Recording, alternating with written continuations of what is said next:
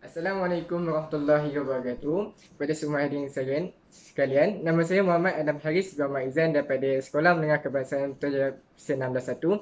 Baiklah, pada hari ini saya akan menyampaikan satu tazkirah yang bertajuk Akidah Kukuh Kepimpinan Teguh. Okey, hari ini kita akan tengok apakah maksud akidah. Apakah kepentingan atau apakah kebaikan kalau kita mempelajari akidah, dan apakah kaitannya dengan tajuk kita ni, apakah kaitan akidah dengan kepimpinan. Okey, mula-mula sekali kita tengok balik apakah maksud akidah dari segi bahasa dan segi istilah. Okey. Dari segi bahasa ialah kepercayaan yang kukuh di hati kita. Kemudian dari segi istilah pula ialah kepercayaan dan keyakinan yang mantap tentang kewujudan Allah SWT serta sifat-sifatnya dan kesempurnaannya berdasarkan dalil nakli dan dalil akli.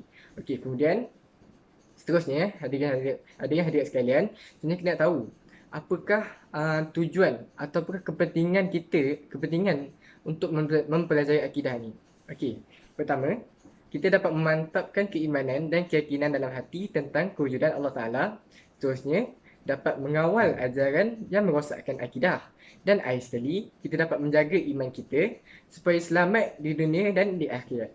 Baiklah, berbalik pada kita punya tajuk tadi, apakah kaitan antara akidah dengan kepimpinan? Apakah kaitan dia?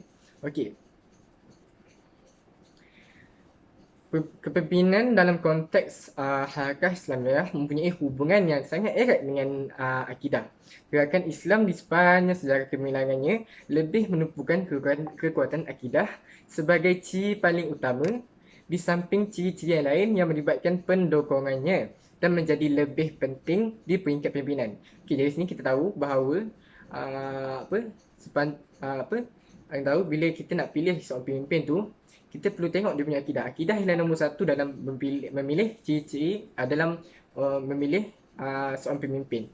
Okey, kemudian untuk kita tengok pula kepada peranan pemimpin. Okey, kalau yang kita tahu peranan pemimpin amat penting dalam gerakan Islam, betul tak?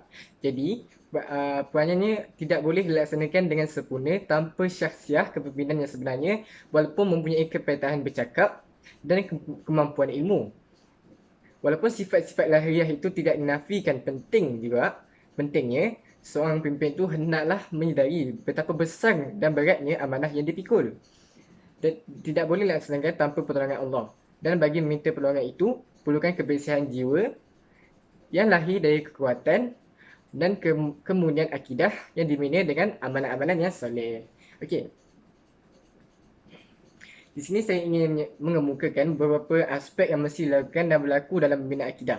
Iaitu yang pertama ialah Allah SWT berfirman dalam surah At-Taubah ayat 122 yang bermaksud dan tidaklah iaitu betul dan elok orang-orang yang beriman keluar semuanya dan pergi berperang. Oleh itu hendaklah keluar sebahagian saja dari tiap-tiap puak di antara mereka supaya orang-orang yang tinggal itu mempelajari secara mendalam ilmu yang dituntut di dalam agama, dan supaya mereka dapat mengajar kaumnya iaitu yang keluar berjuang apabila orang-orang yang itu kembali kepada mereka. Mudah-mudahan mereka dapat berjaga-jaga dari melakukan larangan Allah. Jadi daripada ayat ini, seorang pemandu hendaklah mengenal jalan dan tempat yang dituju. Adalah tidak wajar seorang tidak tahu jalan dan tempat yang dituju menjadi pemandu. Pemimpin Islam hendaklah mengenal Islam dan yakin kepadanya. Okey, untuk menjadi seorang pemimpin Islam, pemimpin tu mestilah yakin pada Islam tu. Seorang pemimpin tu mestilah yakin pada Islam, yakin pada agama Islam.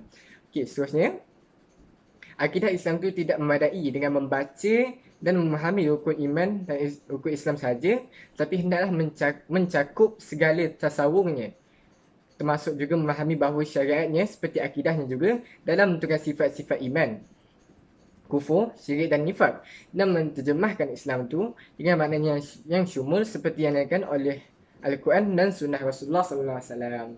Okay, dengan ini sekian saja tazkirah saya pada hari ini. Kalau ada semua di ladang, bolehlah saya menumpang mandi. Kalau ada umur yang panjang, bolehlah kita bertemu lagi. Sekian, wabillahi taufiq wa hidayah. Assalamualaikum warahmatullahi wabarakatuh.